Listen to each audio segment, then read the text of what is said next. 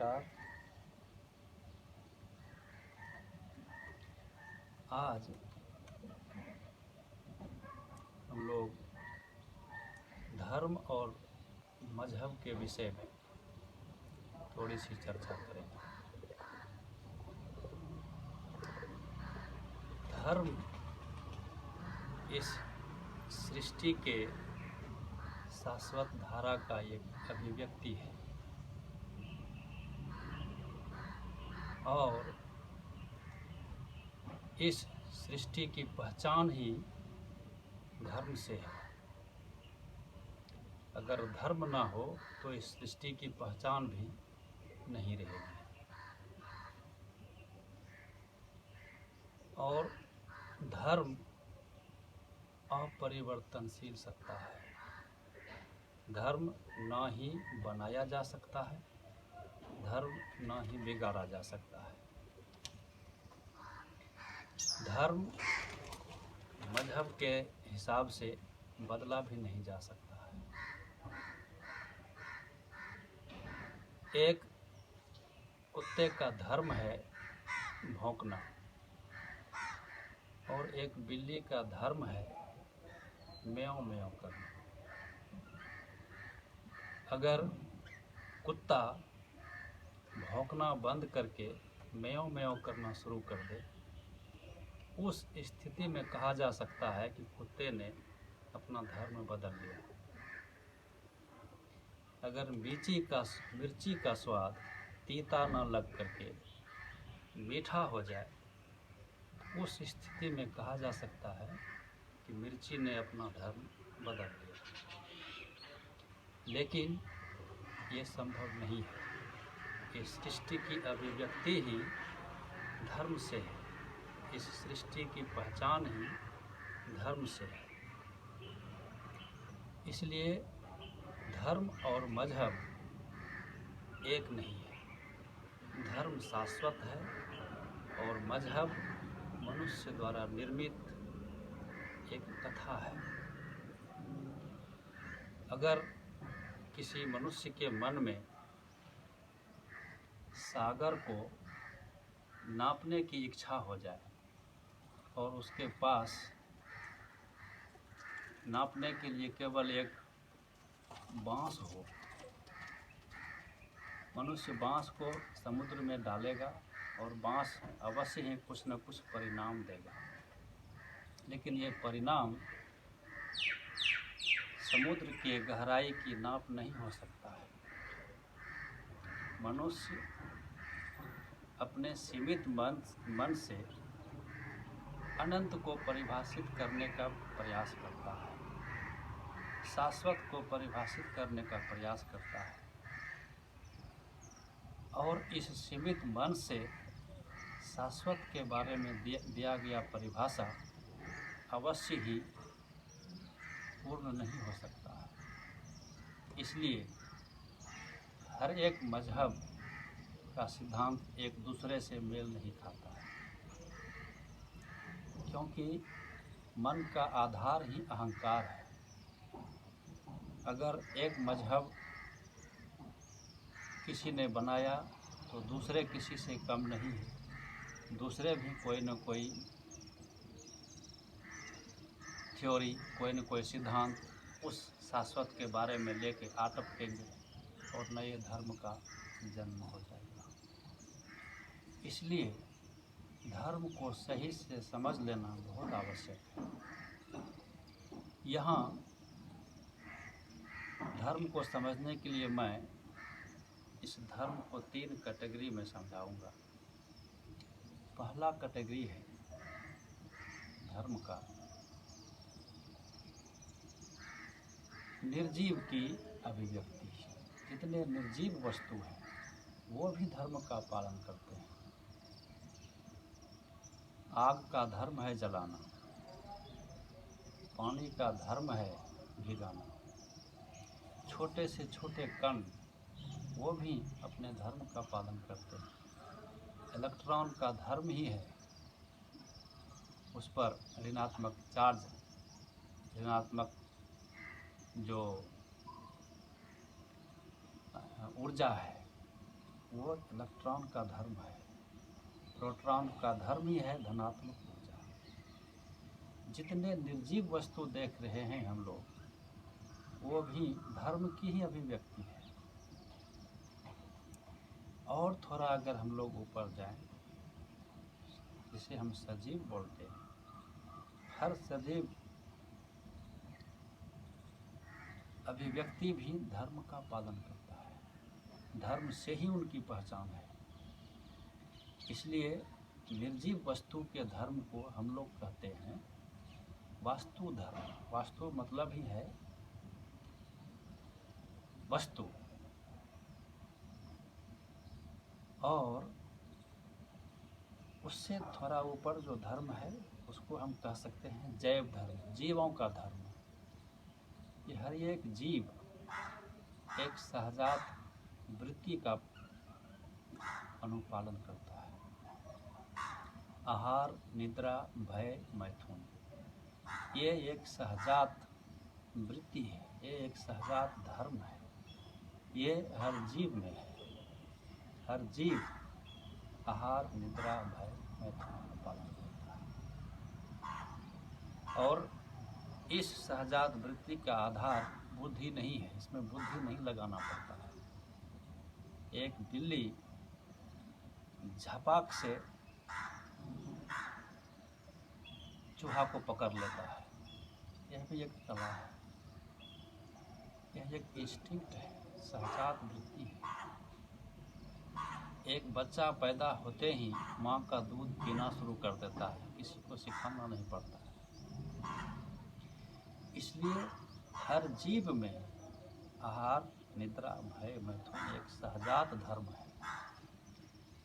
इसे न बदला जा सकता है और इसे न ही किसी उपाय से बंद किया जा सकता है। ये शाश्वत है। चूँकि मनुष्य के जीवन का आधार ज्ञान है, बुद्धि है, इसलिए धर्म के मामले में मनुष्य का धर्म थोड़ा और सूक्ष्म हो जाता है, थोड़ा और विकसित हो जाता है। मनुष्य का धर्म है भागवत धर्म। इस भागवत धर्म का आधार कुछ क्षेत्र में बुद्धि है, कुछ क्षेत्र में बोधि है। इस भागवत धर्म का आधार है 4: विस्तार, रस, सेवा और तदस्थिति। हर मनुष्य विस्तार चाहता है, बौद्धिक क्षेत्र में, जागतिक क्षेत्र में। ये जो वृत्ति है, ये जो धर्म है मनुष्य का, ये जानवर में नहीं है। ये जानवर से थोड़ा अलग है। उसके बाद रस। रस का मतलब है बदलाव। मनुष्य बदलाव चाहता है, मनुष्य मोबिलिटी चाहता है। एक ही खाना बार बार खाने से मनुष्य थक जाता है। कुछ बदलाव, ये बदलाव की जो प्रवृत्ति है ये मनुष्य में है। ये बदलाव की प्रवृत्ति और विस्तार की प्रवृत्ति, इस दोनों का आधार बुद्धि है। ये बदलाव और विस्तार लोग अपने बुद्धि के अनुसार अपने अपने क्षेत्र में करते रहे। लेकिन इससे और थोड़ा आगे जाएं, जो और सूक्ष्म अभिव्यक्ति है मनुष्य का, इसका आधार बोधि है। वो है सेवा और तदस्थिति। जहाँ सेवा का भाव है वहाँ बुद्धि, विचार, विवेचना की ज़्यादा आवश्यकता नहीं होती है। जहाँ व्यापार है वहीं बुद्धि की आवश्यकता होती है। सेवा में एक सहज भाव की आवश्यकता है।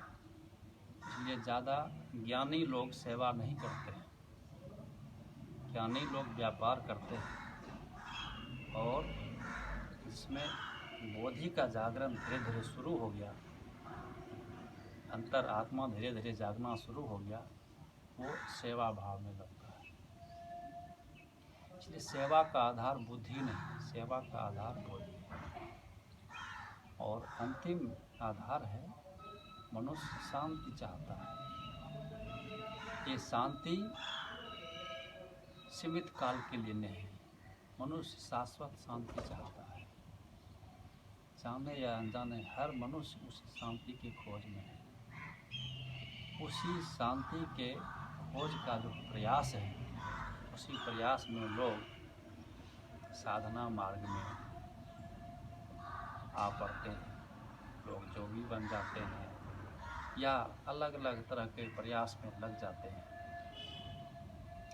इसलिए मनुष्य का जो धर्म है वो भागवत धर्म है, और जिसका आधार है विस्तार, रस, सेवा, तदस्थिति।